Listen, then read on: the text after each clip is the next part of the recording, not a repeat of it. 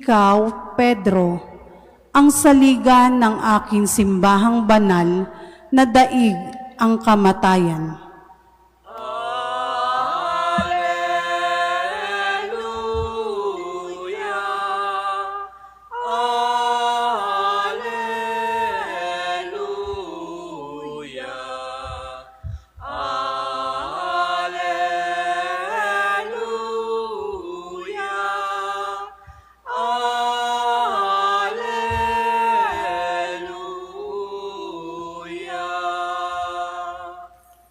Sumainyo ang Panginoon. At sumaiyo rin.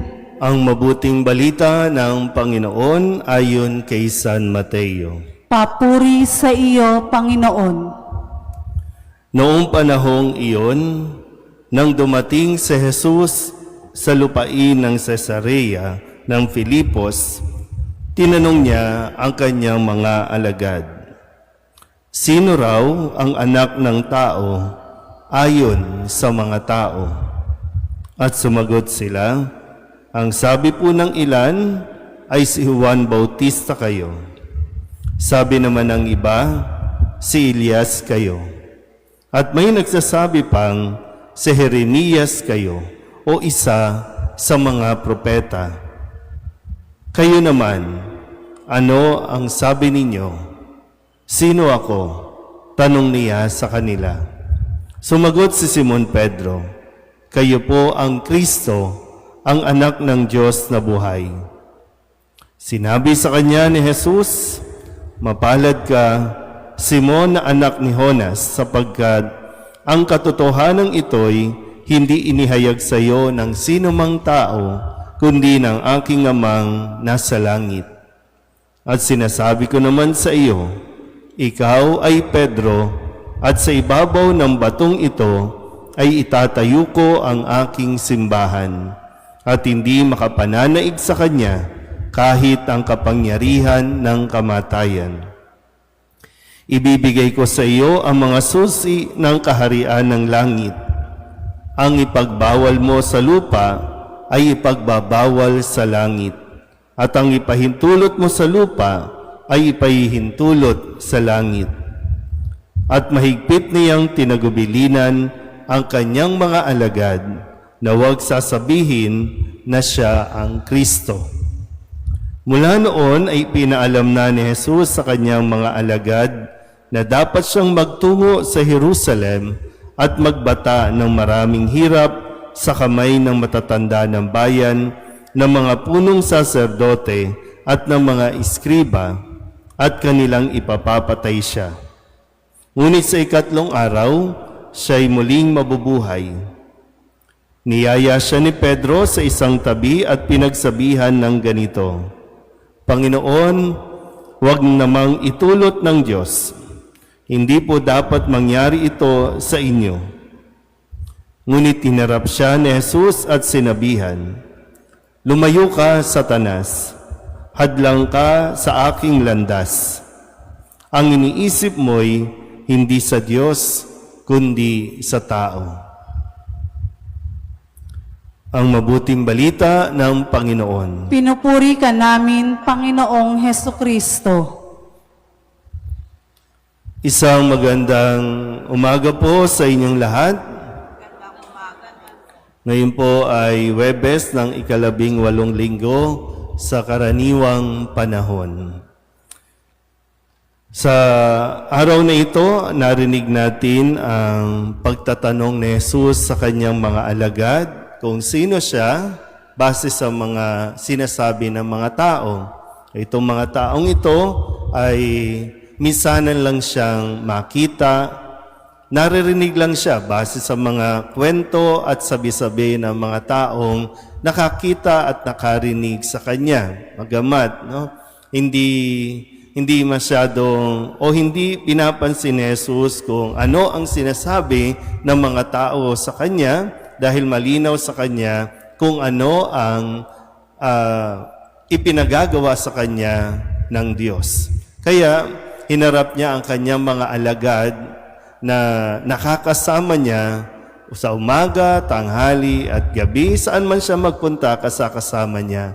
At tinanong niya, kung sino siya. Mahalaga po kasi no, sa isang relasyon, ano man yan, no, magjowa man yan, o sa organisasyon, o department, mahalaga po yung foundation na kinikilala at nakikilala natin ang isa't isa.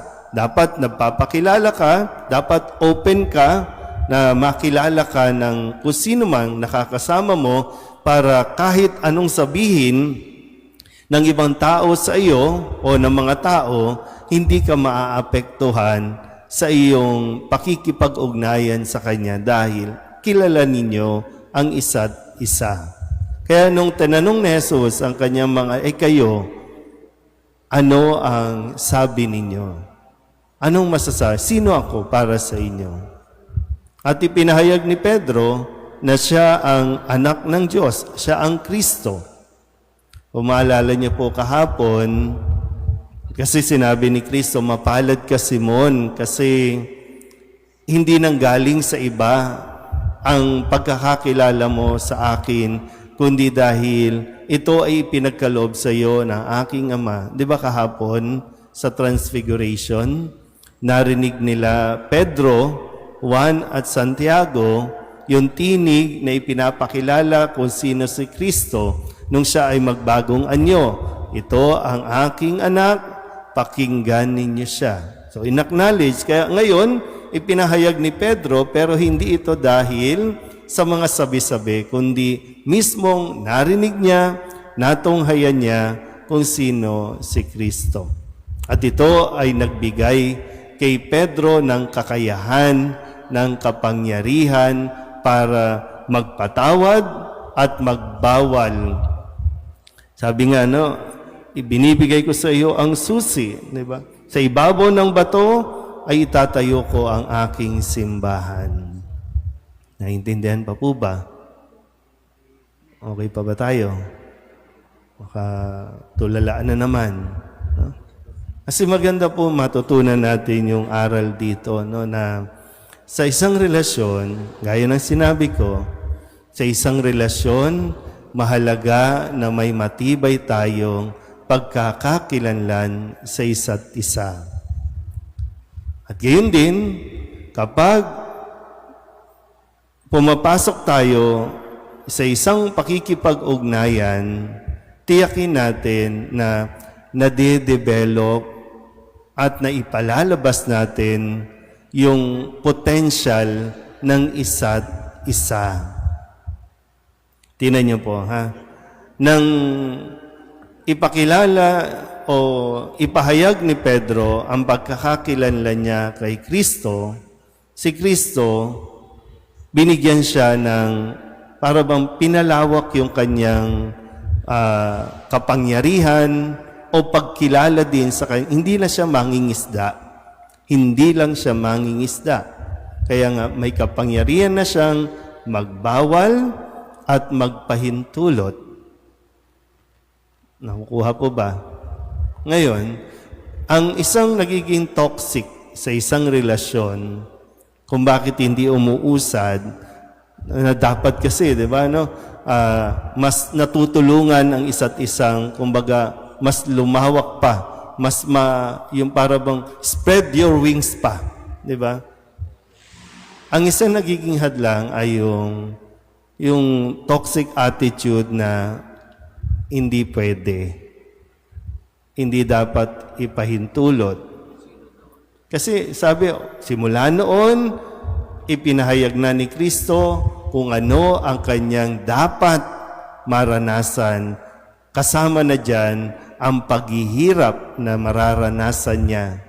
Sabi ni Pedro, may kapangyarihan na si Pedro, no?